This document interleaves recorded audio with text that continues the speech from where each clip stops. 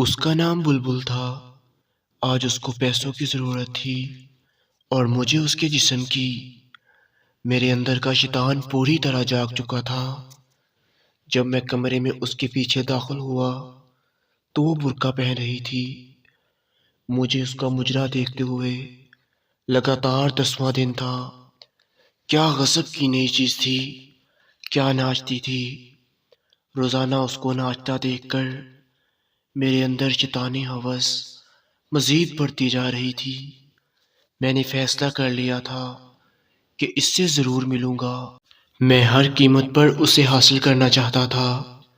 اس دن مجری کے دوران وہ روئی ہوئی اور بجھی بجھی سی دکھائی دے رہی تھی۔ بلبل کو اس دن پیسوں کی اشد ضرورت تھی۔